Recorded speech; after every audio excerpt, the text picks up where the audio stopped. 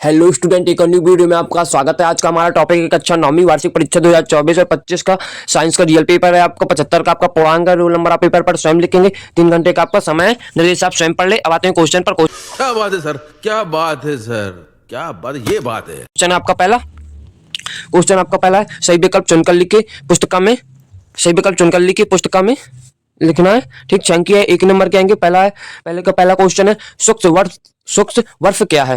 पहला option nitrogen oxide, दूसरा option ठोस कार्बन डाइऑक्साइड, तीसरा ऑप्शन कार्बो मोनोऑक्साइड, चौथा इनमें से कोई नहीं। अब दूसरा क्वेश्चन है, सल्फर का परमाणु द्रव्यमान होता है 32, 12, 24, 35.5। तीसरा क्वेश्चन आपका, किसी एम द्रव्यमान की वस्तु जिसका वेग भी है का संवेग क्या होगा? mv² 1/2 mv² mv²। चौथा है आपका mv। ठीक, अब आते हैं चौथे क्वेश्चन पर। चौथा क्वेश्चन आपका, शक्ति का सही मात्रक क्या है? जूल, वाट, मीटर, वोल्ट।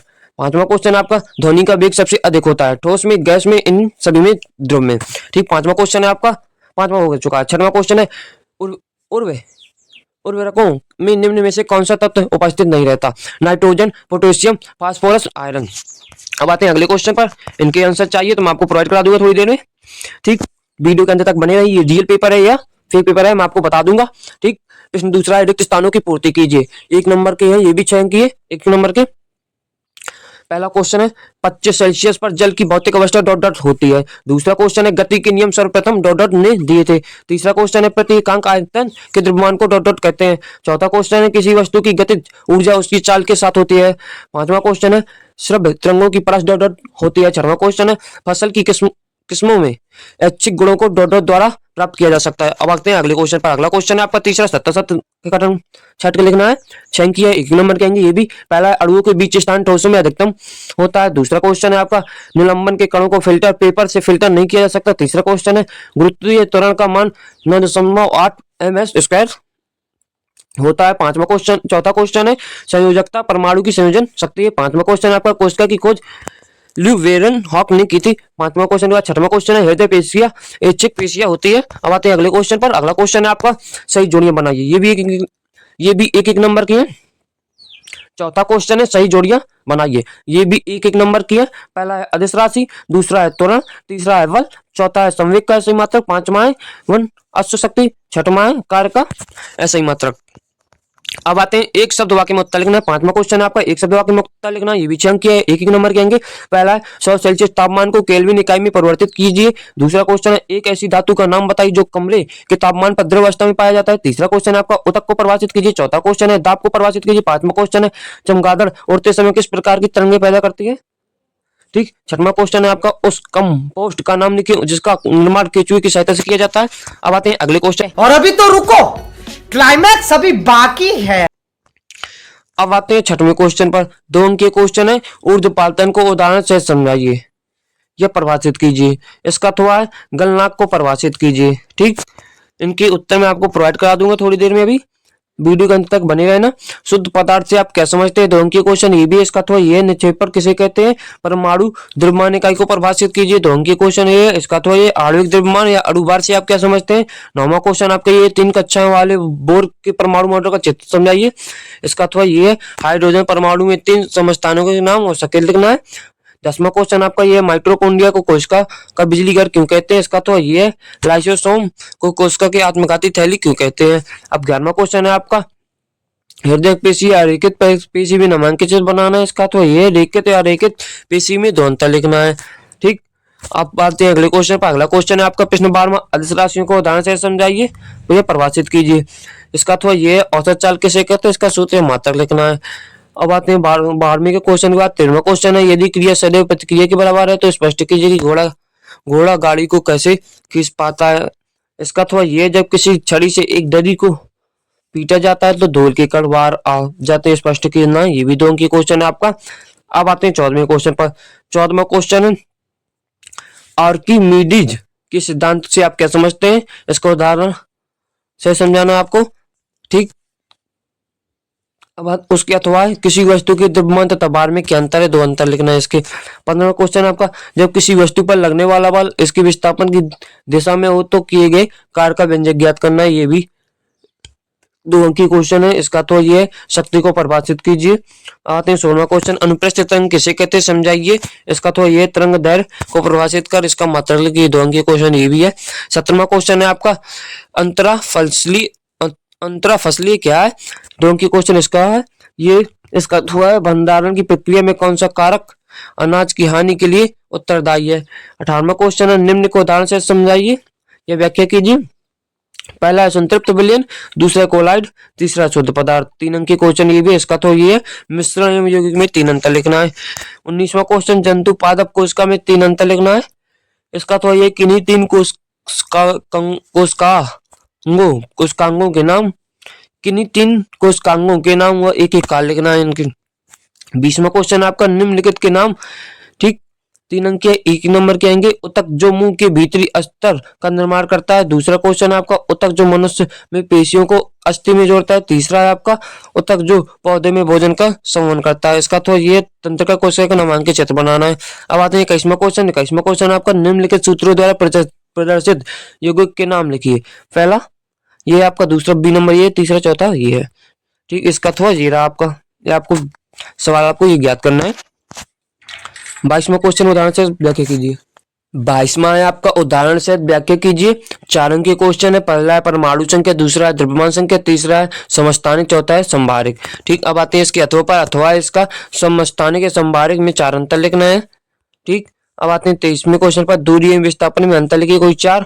इसका अथवा ये रहा, एक प्रयोग दौरान अंतरिक्ष यान से एक सिंगल को पृथ्वी पर पहुंचने में 5 मिनट का समय लगता है, तो पृथ्वी पर स्थित स्टेशन में उस अंतरिक्ष यान की दूरी क्या है। ठीक, ये 4 अंक के क्वेश्चन है।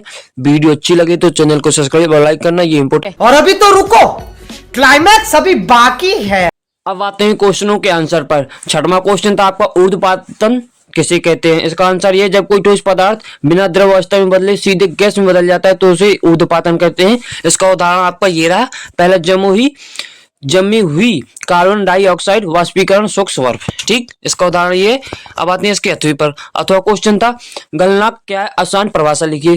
किसी ठोस पदार्थ का गलनांक वह तापमान होता है जिस पर वह अपनी ठोस अवस्था में पिघलकर द्रव अवस्था में पहुंच जाता है। गलनांक का ठोस अवस्था में, प्रवावस्था साम्य अवस्था में होती है। ठीक, ये 6वें का अथवा है, ये अथवा है आपका।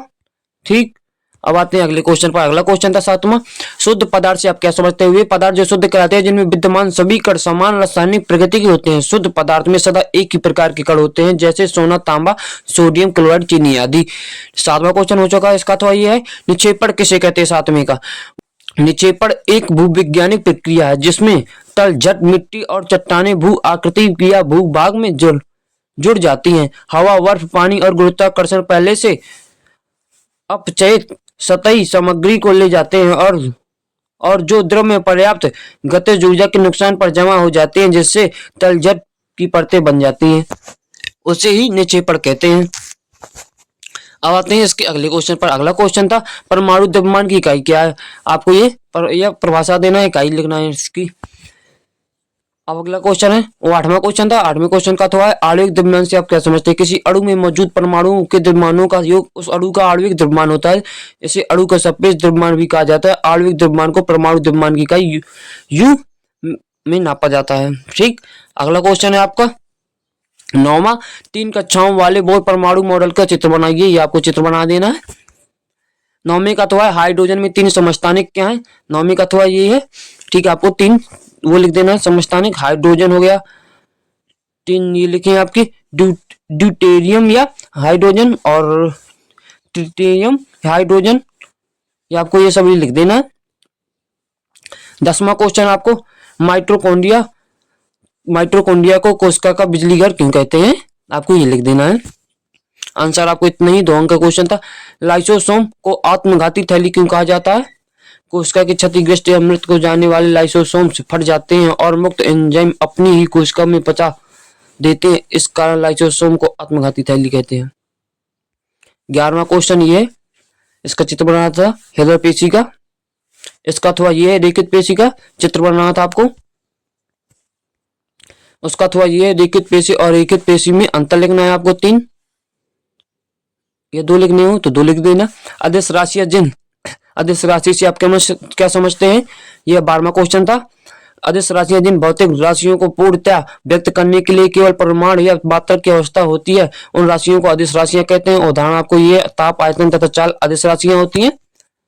12वें का अथवा ये है औसत चाल को परिभाषित करना है, ये उसकी चाल को परिभाषित करना है आपको।